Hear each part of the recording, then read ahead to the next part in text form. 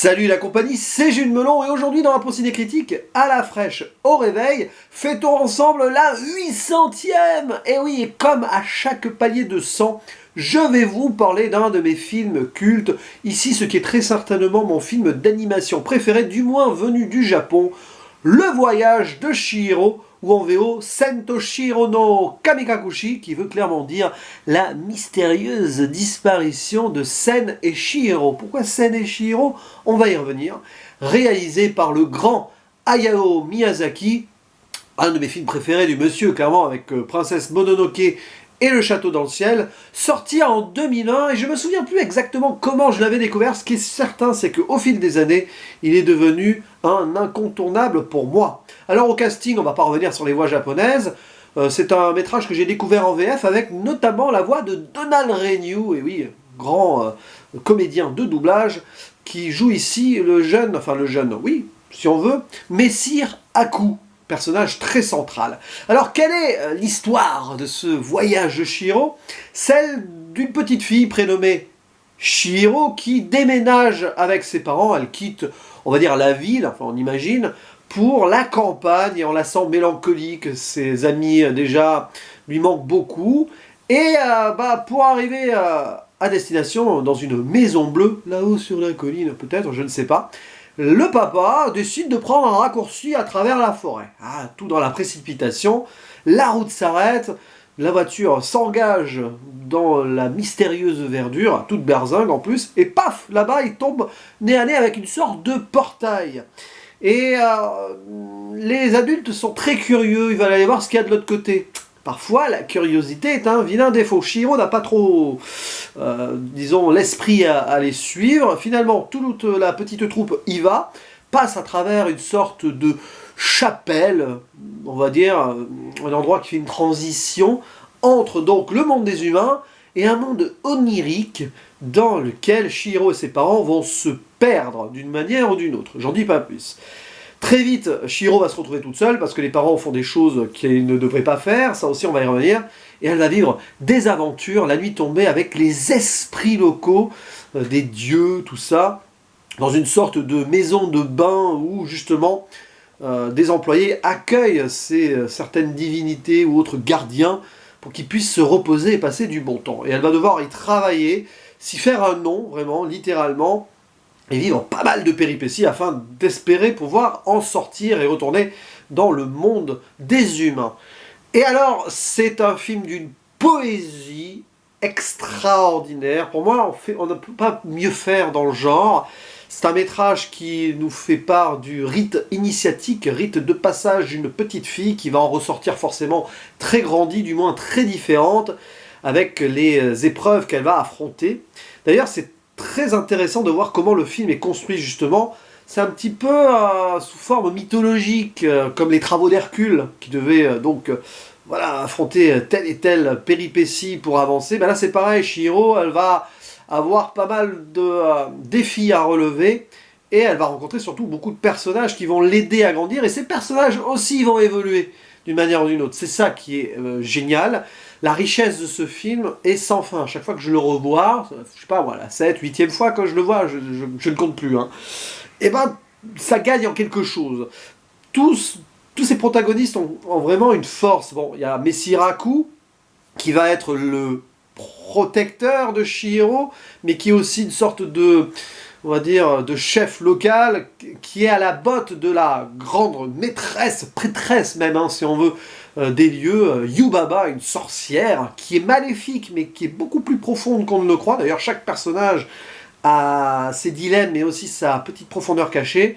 Voilà, aussi il y a la dame du bain, là, qui va prendre Chihiro sous son aile, le vieux Kamaji, qui va être aussi le premier guide de Chihiro, après Haku en même temps, on va dire, et puis tous les petits personnages qui gravitent autour de Yubaba, son grand bébé, ses 3 têtes qui rebondissent, voilà, comme ça, son petit oiseau aussi, qui a sa tête, enfin, voilà, et puis des antagonistes, et puis les personnages qui arrivent au bain pour se prélasser, ou pour d'autres raisons, comme le sans-visage, qui est un personnage très, très, très marquant, parce qu'il représente d'ailleurs, selon moi, le japonais anonyme qui se perd dans son travail, qui se déshumanise dans sa société, et qui va essayer de trouver sa place lui aussi. Oui, voilà, c'est un film où beaucoup de personnages essayent de trouver leur véritable place, et dans lequel Miyazaki critique donc la vie dans laquelle il vit, cette société moderne, à travers le sans-visage, mais pas que, à travers les parents de Chihiro aussi, cette société de consommation, cette industrialisation qui fait que les gens ont perdu,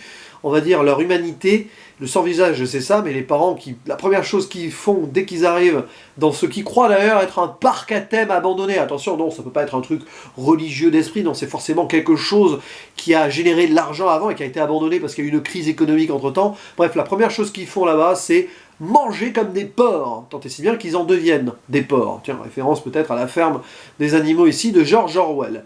Donc voilà, hein, Miyazaki donne un petit coup de poing ici, bien placé, à l'industrialisation du monde. Alors, société japonaise, mais pas que. Et donc, c'est une ode à la tradition, à la culture, comme quoi il faut se rappeler d'où on vient. Et c'est ce que Chihiro va comprendre ici, parce qu'avant, elle était très loin de ces préoccupations-là. Et elle va sentir qu'elle a un lien d'ailleurs avec ces souvenirs-là d'un pays, d'une nation, d'une voilà, culture, parce qu'elle-même a vécu quelque chose en rapport avec son passé, dont on ne va pas révéler ici la teneur, puisque c'est l'une des petites révélations finales. Alors justement, message écologique aussi, comme dans beaucoup de Miyazaki, alors c'est moins appuyé que Princesse Mononoke peut-être, mais à un moment, avec le personnage, l'esprit putride qui arrive, comme ça, qui n'en est pas vraiment un, qui montre la corruption de la nature par l'humain. C'est peut-être pas subtil dans un sens, mais quand on voit comment c'est placé dans l'histoire et comment ça se déroule, justement, bah, moi je trouve ça très fort, clairement. Et Chihiro va passer cette épreuve de l'esprit putride, un petit peu comme Hercule nettoyait d'ailleurs les écuries d'Augias. Il me semble que c'est ça, parce que j'ai tout ça de tête, mais c'est un petit peu la même chose, quoi. Voilà, donc au final, c'est parfait. Pour moi, c'est la perfection, ce film. D'autant plus que l'animation est magnifique, avec des créatures qui te font à la fois peur et rêver. Bon, l'esprit putride, quand même, à un moment, voilà. Le sans-visage, il va se transformer un petit peu en profitant de la cupidité des gens, là aussi, d'ailleurs. Des employés des bains qui ne pensent qu'à l'or, etc. Ils sont tous un petit peu radins et intéressés par la possession, hein, dans cet endroit.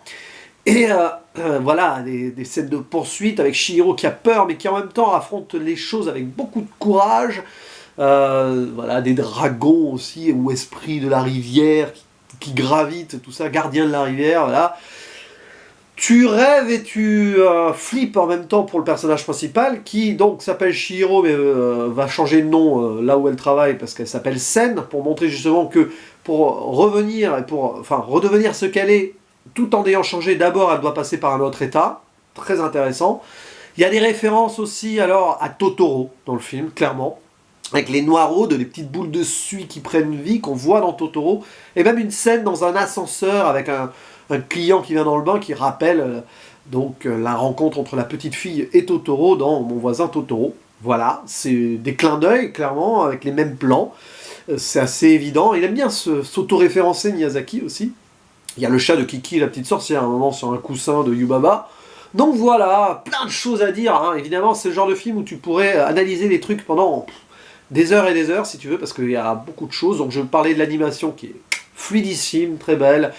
Voilà, c'est des belles couleurs, la forêt, toutes les scènes qui ont lieu dans le train à un moment. Évidemment, il y a un train qui fait office de transition finale vers justement la dernière évolution de Chihiro, tout ça, puis la musique. Voilà, je finis avec la musique de Joe Hisaishi qui est parfaite, de A à Z. Joe Hisaishi, il est toujours au top, mais là, avec la poésie de l'ensemble et la mélancolie aussi que génère ce film, c'est juste génial.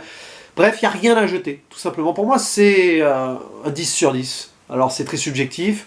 Il peut y avoir des défauts, si on veut, si on gratouille, enfin, des défauts.